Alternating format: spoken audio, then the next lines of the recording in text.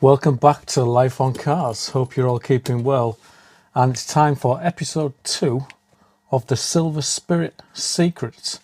And today we're going to take a deep dive into the working electrics and the interior controls on my Rolls-Royce Silver Spirit 3. So come on, let's go.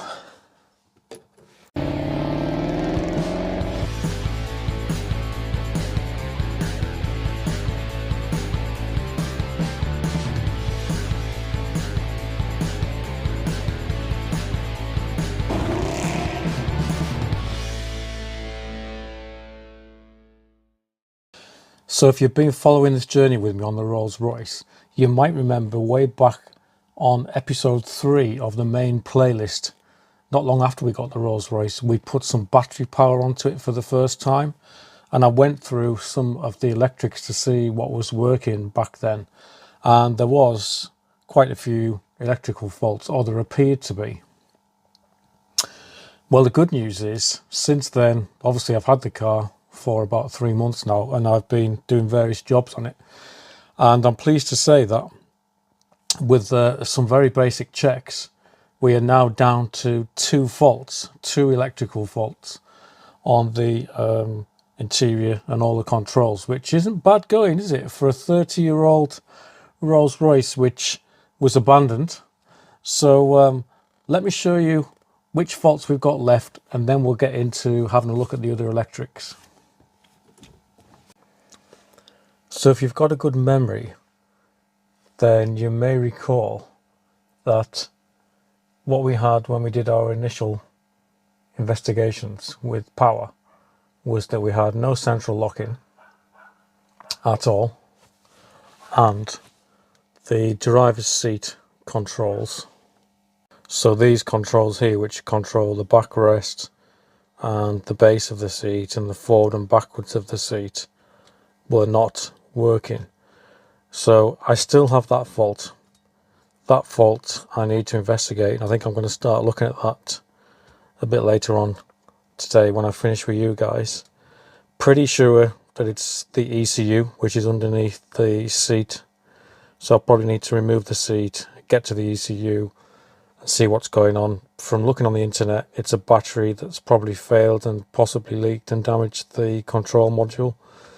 So that's going to be an interesting one. But yeah, we had no central locking, and we had the seat problem. So first rule of thumb with any electrical diagnostics is to check the basics first. So check the fuses. So that's the first thing I did. I started to look at the fuses for the central locking and the seats, etc., to make sure that they were okay. So I'll show you where the fuse box is and what I found. So one of the main fuse boxes on these Rolls-Royces is in this glove box, or if you want to refer it as Rolls-Royce would refer to it, the lower fascia storage compartment. And inside this lower fascia storage compartment is the lower fascia storage compartment fuse box. And it's up here, but Rolls-Royce have actually designed this catch here so that you can drop the cover down a little bit further to get better access. So there's a little bit of a Silver Spirit secret here. So you see this arm here, what you do is you gently pull it back and the door lowers to the full down position, as you can see. And now you can get up to where the fuses are. So you turn this little knob here and then the tray or the cover drops down and you have all the descriptions of your fuses on the board there. As you can see, it's quite a big fuse box. Well, anyway, I started going through these fuses, and the one that I had blown was this one here, C5 CDL, which stands for Central Door Locking Alarm. That fuse had blown, and you can see there where I've replaced it. It should be a 4 amp, but I don't have any 4 amps in my fuse box, so I've put a 5 in. And hey presto, I got my central door locking back and alarm functions. However, not 100%. Let me show you. So yeah, I was chuffed to bits with this. Basically, I've got 3, well, 4 if you include the boot. The boot works as well. So I've got 4 out of 5 doors working. So if I go to lock that, what happens is I've got both rear doors working, as you can see. Lock, unlock. And this one here on the driver's side, lock, unlock. But sadly, the passenger front door is not working. So lock, unlock, nothing. So I've basically got 3 doors working, and the tailgate solenoid works as well because I can hear it moving. But I will have to take that driver's door panel off and see what's going on with the locking solenoid. It might need a new solenoid, I don't know. Or it could just be a bad connection. But the other bonus that I got when I changed that fuse is this little remote that came with the car works as well. So if I press lock, the doors lock. If I press unlock, the doors unlock as well. Happy days. And when we lock as well, we get the alarm LED comes on. As you can see there. And then when we unlock, it goes off. Great. So I wasn't sure in the episode 3 whether this was factory fit. It is. This is factory fitted alarm system. It's just what Rolls-Royce did back in the day. They mounted the sensor for the warning light here, and then you have these interior sensors here, and one across the other side of the car there. So yeah, that's a standard fit that in the factory. If I'm being entirely honest with you though, there is something still not quite right, as well as the door that's not working. There's something still not quite right with the alarm because the siren's not making any noise. So I think there's a problem with the siren, wherever that is. I don't actually know where the siren is. If anyone can tell me where the siren is on a Silver Spirit 3, I'd appreciate it, because I haven't actually come across that yet. But I think it needs a new siren, because it's not beeping. So weirdly though, if you look back on that episode 3, we did get some beeping noises inside what sounded like they were inside the car, but that's stopped happening now since I replaced that fuse. So yeah, bit of a weird one, but at least we've got 90% of the central locking working. So I did actually find another blown fuse in the fuse box, and it was the fuse for the cigarette lighter sockets, because none of these were working. There's one in the front, and then both rear doors have a cigarette lighter socket,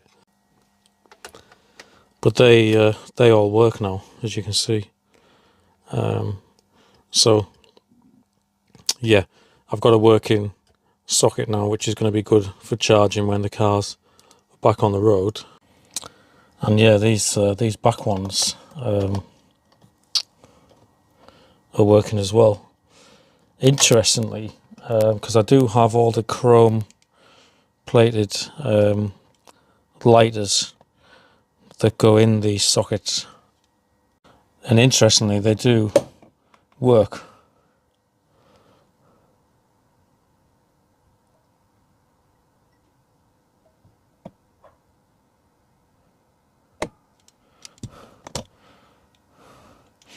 Not that I will ever be using these. These are going to get put away somewhere, and I'll be just putting some phone chargers in here. What I fancy seeing if I can find is some phone chargers with a wooden look, like a wooden finish on here. That'd be nice, wouldn't it, to leave in the back doors. So yeah, this one works as well, look.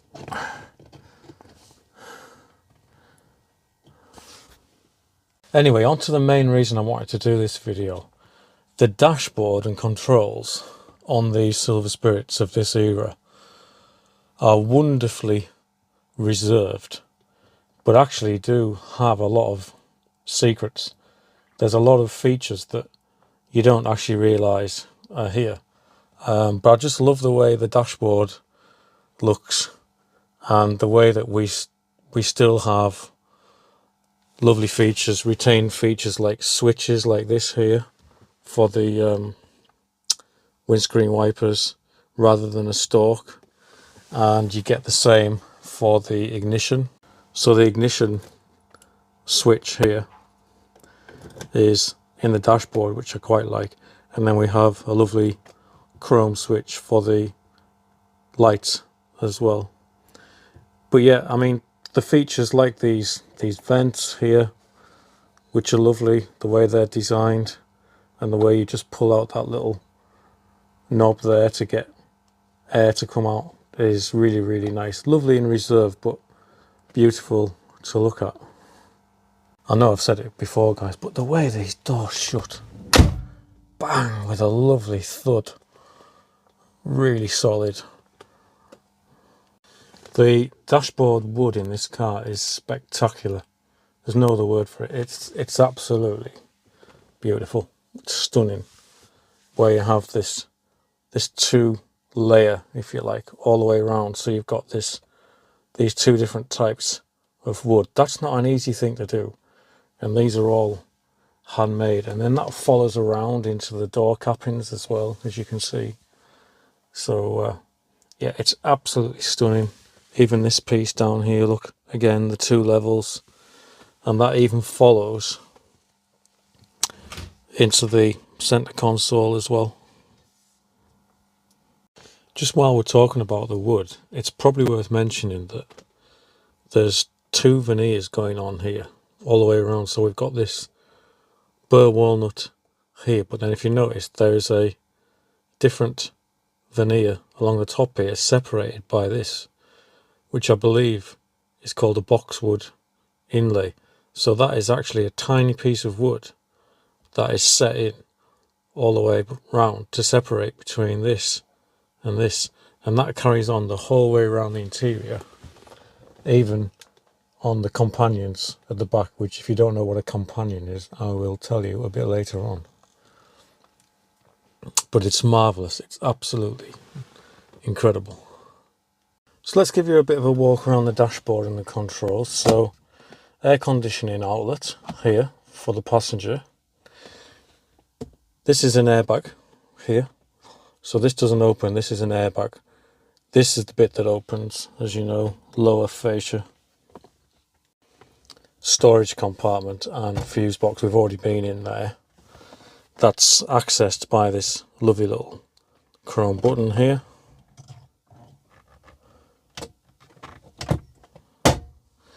So before we leave this lower storage compartment box, there is some little secret switches here. This one on the end is self-explanatory, but it says clock. So basically when you toggle that up, it starts to move the clock so that you can adjust the time. But then we also have another one, which is alarm off 1 2. So off is self-explanatory. Basically the alarm doesn't work. 1, it means that the alarm works and will go off if you open the doors. And 2 means you get full alarm functionality where the interior sensors will work as well.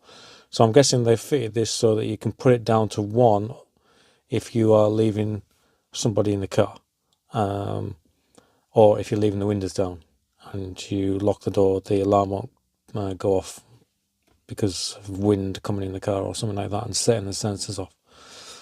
And then finally, boot, auto key. So if it's in the auto position, this switch means the boot will unlock and lock with the central locking and the central locking fob. But if you leave it in the key position, the boot can only be opened with the key. So yeah, the scenario I can imagine there is if you are leaving the car with a valet and you give them the valet key, they can't get in the boot because only the master key will get you in the boot. So yeah, it's an extra security feature. So yeah, some secret switches there. We have this outside temperature gauge here, which works, and the clock keeps excellent time, I've noticed. Let's pop the ignition on, show you the outside temperature gauge. So there we are. Yeah, the clock keeps excellent time. And the nice thing about the clock, I've noticed, is if you use the battery isolator in the boot, the clock carries on working, so you don't have to reset it every time, so that's nice. Radio cassette unit working. Then we have another air conditioning outlet here for driver and passenger with a control knob in the middle. Then we're on to this here, air conditioning controls and the lower auxiliary device and component switches. The windscreen wiper switch, which is wonderfully reserved with basically your intermittent settings, and then your slow and your fast around this side. Nice chrome finish. Another air conditioning outlet here, and obviously this adjustable air vent here. I wonder what Rolls-Royce owners prefer. Do you prefer your air vent in the horizontal position or in the vertical position? I don't know. Answers on a postcard, please. Then we have the wonderful speedometer with the RR on the bottom. And then we have this instrument here, which Rolls-Royce called the 4-in-1 instrument for obvious reasons. And as you can see there, we've got oil pressure, battery voltage, coolant temperature and fuel as well. Now the fuel gauge does double up as a oil level sensor as well, which I'll show you how that works a bit later on. Then we have another air conditioning outlet on the right, and finally we have this, which Rolls-Royce called the driver's information and warning panel. On this Rolls-Royce, the gears are selected. This is your gear stick here, and you just basically put it down like that and bring it back up again. So you can see here we've got reverse, neutral, drive, and then we've got the manual mode, which is 3 and 2 down there, so we can actually override the gearbox manually. The other thing on this stalk is we do have cruise control functions, so you set your speed with the N button, and then you've got your cancel and resume buttons on here as well. So when you open the door on a Rolls-Royce, the interior lights come on. Would you like to guess how many interior lights are on this car? 3, 4 maybe? 5? No sir, no. There are 10 interior lights on the inside of this Rolls-Royce cabin. 1, 2, 3, 4, 5, 6, 7, 8, 9, 10. Yes, sir, there are actually 10 interior lights on the Rolls-Royce Spirit 3. But that doesn't include the map lights, because there's map lights as well. And there are vanity lights. So if you look here on this control panel here, we have map and mirror. So if I turn that to map like that, this front part of the light comes on, which is the map part. That means when you're sat in the passenger seat, you can read your book or your map, hence why it's known as a map light.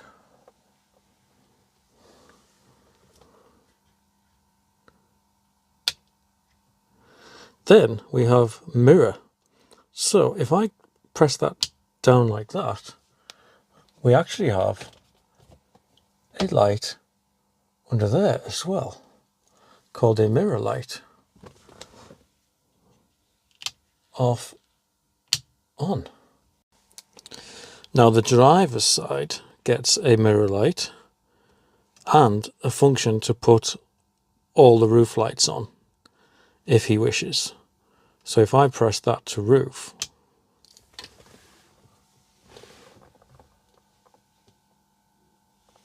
all the roof lights come on.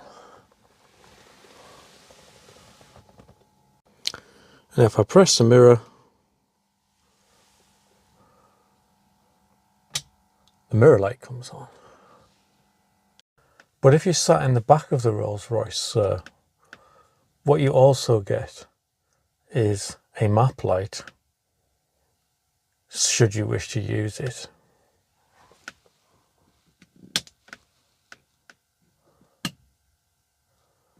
Or if you put the switch the other way, you get a general light come on. So you can have map or general illumination. So if you include the map lights and the vanity lights above the sun visors, that's 16 lights in total. So this is actually called a companion.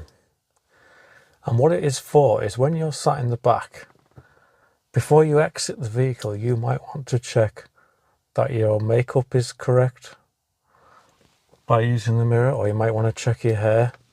I don't have that problem, but I can use the mirror here if I want to, just to check that everything's in place before I exit the vehicle. And that's called a companion, and that's where we have this switch here for turning the light on, the map light or the general light if it's dark at night and I need to check what I look like in the mirror. And there's one of them on both sides of the car. Lovely. If we want to be incredibly nerdy about the interior lights, there's actually 23 lights in total, because we've got to remember that the lower fascia storage compartment also has a light. There is a safety light in all 4 doors. There is even a light under the bonnet. Of course, there's a light in the boot. So Rolls-Royce, they call this the switch box. Ignition switch, basically, as we know it. But if I put in the accessory position, we get the battery light on the dashboard. And that means that the radio will work, and the seat heaters will work for the front seats, and the electrically powered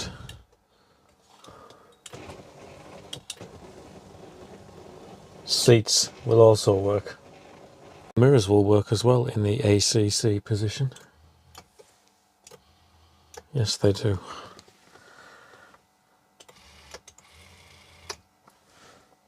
And finally, the windscreen wipers will work in that position as well. Let's try that. Yes, they work as well. The driver's information and warning panel, it's quite advanced for its age, this really, So if I turn the ignition on, the first thing you'll see at the bottom there is systems check. What it does is that it runs through to see if there's any faults, and any faults on the vehicle would be displayed in this section here. You can see straight away we've got brake stop. Just zoom in on that so you can see it. Brake stop. When you see stop, that means that the car can't be driven, and normally that's because well, if the car's not running, or even if it's just being started, that'll stay on for a few seconds, because the way the braking systems work on these cars, it has to build up some pressure. So as soon as there's some braking pressure in the system, that one will go off. Obviously this one down here is also warning us about brake pressure as well, and it's also warning us that we've currently got no oil pressure and no battery charging because the engine's off. You can see there we do actually get a trip mileage display as well. Now I've noticed on my car, when it's in park, sometimes the P isn't lit up. Well, actually I don't think I've ever seen it lit up, so there might be a bulb out there, because normally when you select a gear, so I've just gone into reverse there, neutral, drive, they light up. 3, 2, so 3 is not lighting up either. So I might have a couple of bulbs out behind the dashboard there. 3, D, N, R, P. Yeah, I think I've got a couple of bulbs out. So the system's actually intelligent enough to prioritise warnings as well. So depending on how severe the warning is, it will decide whether or not to keep those warnings permanently on until the ignition's switched off, or whether to display them for 15 seconds or more and then turn them off. So there's basically priority 1, priority 2, priority 3, but you'll probably never see some of them warnings unless they actually occur on the vehicle. But Rolls-Royce have built in a little secret function that you can set off to check them all, so I'll show you how to do that. So what you do is you put the key into the accessory position, and then you press this cancel and hold it 1 second, and then what you'll see is the system scrolls through all the different warning lights. So let's watch it do that. Airbag, check gearbox, low mineral oil, handbrake, low fuel, battery, problem with the suspension, fog lamps, ice warning, washer fluid low, manual mode, which means you've selected gear 3 or 2 manually on the stick, brake pad problems, blown stop lamp, low washer fluid, and we're back around to battery again. So yeah, that's one way you can check that all your warning lights are working. Look at that, while I've been sat in here playing, the park lights lit up now, and the all of them are working now, look. Although park is flickering a bit, it's probably the bulb. Will be a job to do later on down the line. So yeah, there's an interesting little function here with this oil pressure button. So basically when the engine's idling, you can press and hold that button, and then what happens is on the 4-way display, this changes from fuel level to an oil level gauge, and this will move to indicate how much oil you've got in the sump. So it's just designed really as a quick check. It doesn't beat using the dipstick and having the car on level ground, but it gives you an idea that whether you've got sufficient oil, and you can just see there where it says minimum oil level on that little orange line there, so you'd want to see it up here somewhere. So I'll have to try that next time I've got the car outside and up and running.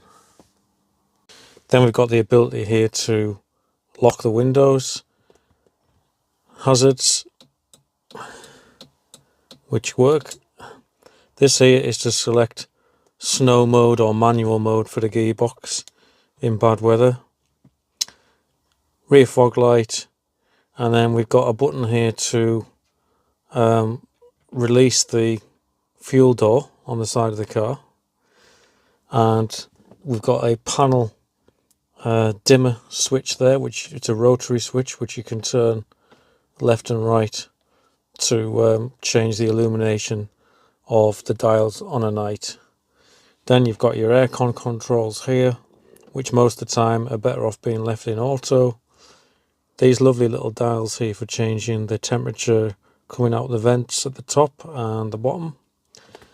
And this one here, which is the changing to screen or recirc. So yeah, nice little chrome buttons here.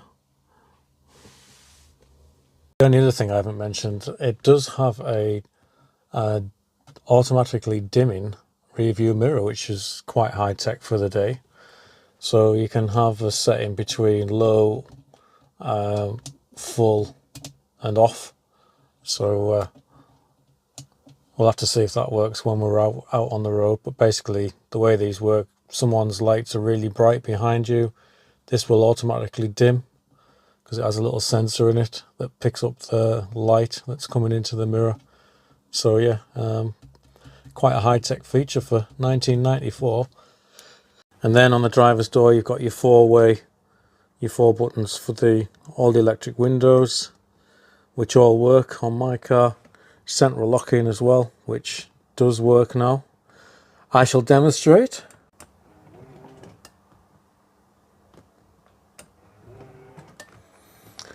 Yeah, so I was really pleased about the central locking, because I had a feeling that that was going to be quite a tricky diagnostics. But like I say, it turned out to be a fuse, and we've just got one door that doesn't work, the passenger door. So a future episode will be to take that door trim off and see what's going on in there. So interestingly, there is a lumbar support mechanism on the seats, and it does actually work on the driver's side. So if I pop the ignition on, you'll actually hear this working. Don't know if you can hear that. But both of those are working. Nothing else is working on the driver's seat. But the passenger seat has 100% function, so every single button works for the passenger seat, including the lumbar buttons down there, which you can hear.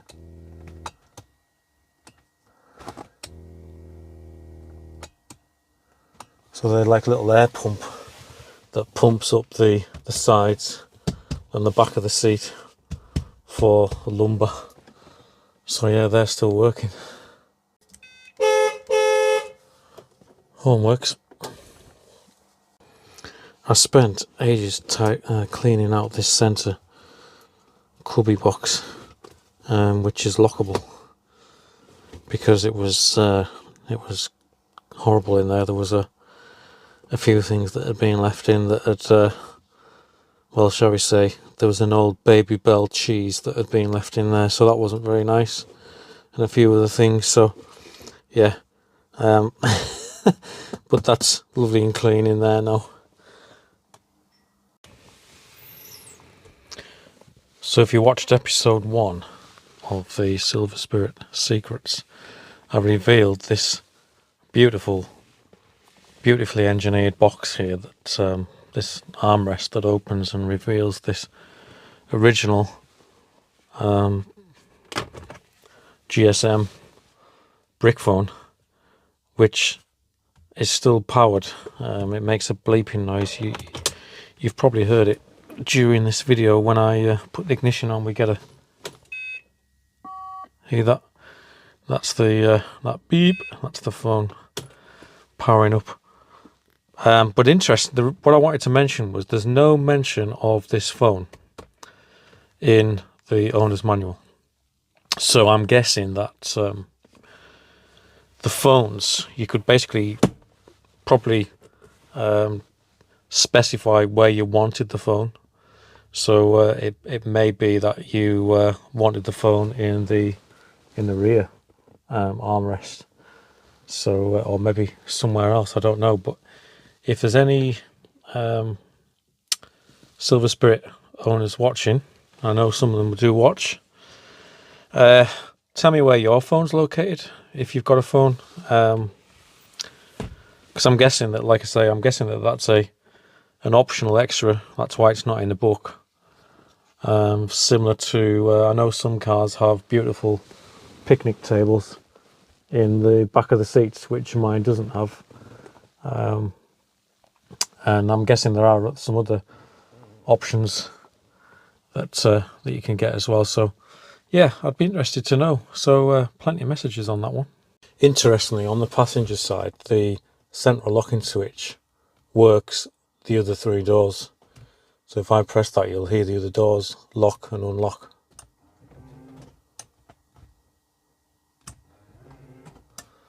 But the door itself doesn't lock. So it leads me to think that there is a problem with the door lock solenoid rather than the electrics, because the electrics are actually working in the door. So there we go then. I hope you enjoyed that little tour around the cockpit in this incredible Rolls-Royce Silver Spirit, and we've had a bit of a play with the electrics, and so you're up to speed now with what's left. So like I say, I've got 2 things to fix. I've got the passenger door lock solenoid to look at, and I've got the driver's seat to sort out. So you'll join me when I start looking at those in the future. The last thing I want to do, just to show you how lovely and reserved this Rolls-Royce is I'm going to wait till it goes dark, and I'm going to bring you back into the cockpit, and we'll see what it looks like with the lights on in the dark, and see how the cockpit lights up. So you'll join me in a few hours when it goes dark.